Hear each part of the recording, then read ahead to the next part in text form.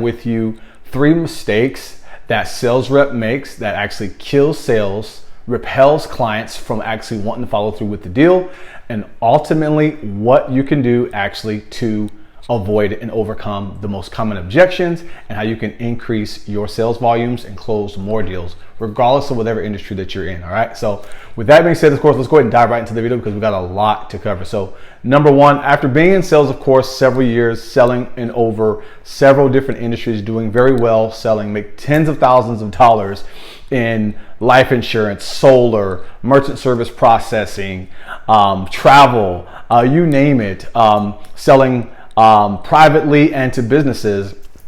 There are some common things that I've actually learned, and I've learned from my mistakes over the years, and I want to share them with you exactly how you can overcome them and how you can be a better sales rep, how you can close more deals in any industry regardless of where you are in the process, whether you were new or whether you're already making sales, if you want to 2x or 3x your closing ratios and make more money. So with that being said, number one is what I've learned, and I learned these through trial and error. Number one is pushing product over the end result, right? So I know a lot of times as sales reps, we use, we think because what we're selling is the best, and even all the features and the benefits, that we are actually, pushing, the product. And the product isn't necessarily, obviously they're buying the product, but we are focusing more on the product than the solution. The product is just a way to solve the problem.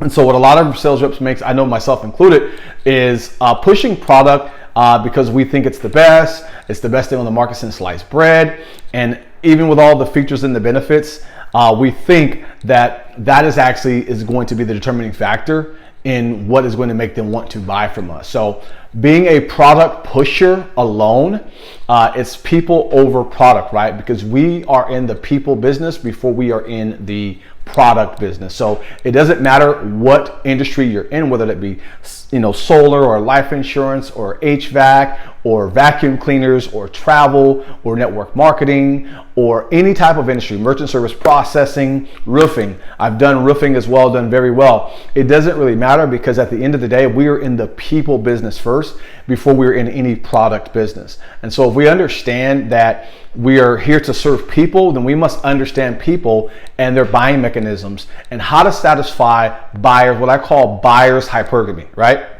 Buyer's hypergamy is just a term that we actually coined in the sales industry that basically is a term to satisfy the buyer's hypergamy. Meaning the buyers, they want to optimize. They are always, when you're a buyer, whether they were looking for something on the internet or not, if they are in the process, if they are interested in buying your particular product from whatever niche you are in, they have buyer's hypergamy.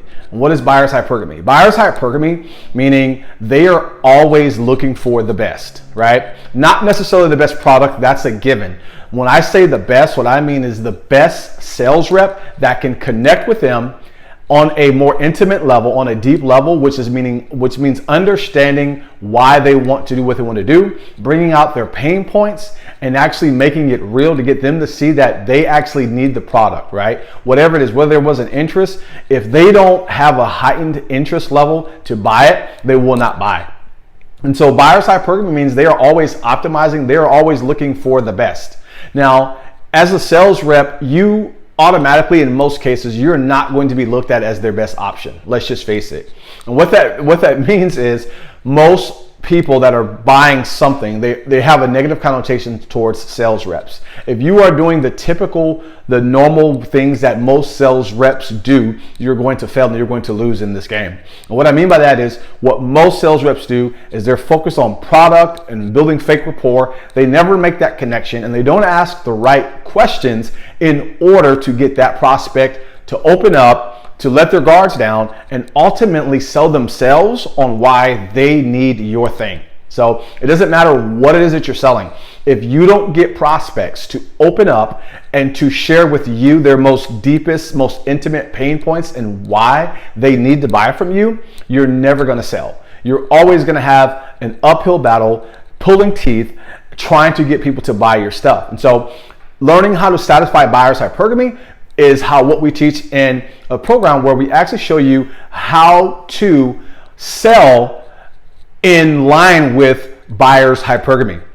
How to sell and understanding buyers' biological makeup, and that's men and women, right? Their biological makeup when it comes to buying.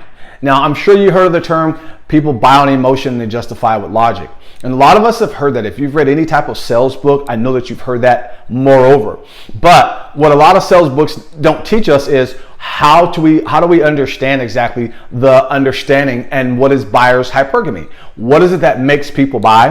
How do you increase, because you can't necessarily increase it, but how do you increase the understanding of the necessity of your product? And there's one way that we do that, and that is with the BEBT method. And what that stands for, biological emotional buying triggers, right? Biological emotional buying triggers. These are biological triggers that are wired into every human being when it comes to buying things, right? And it doesn't matter what is it they're buying. So in BEBT, what we teach you to do is how to buy, how to sell, and how to get your prospects' guards down, how to make selling effortless, and how to sell more of whatever it is that you're selling with less effort.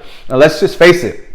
The reason why most people, why you're struggling in sales is because you are going against the biological buying triggers that's wired in all of our DNA. Most of us, we have been trained wrong by sales reps with scripts and saying things like, it's a numbers game. The numbers game isn't something that you want to play, and here's why. When people say it's a numbers game, what that tells me is that it's a hit and miss.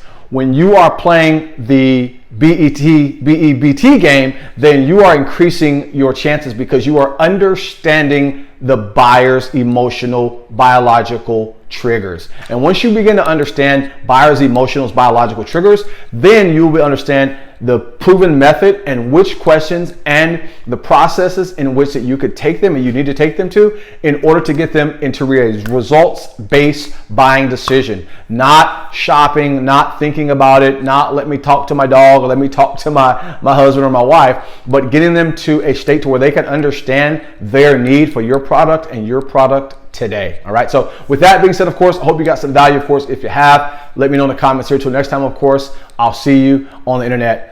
Love you, sales reps. Take care.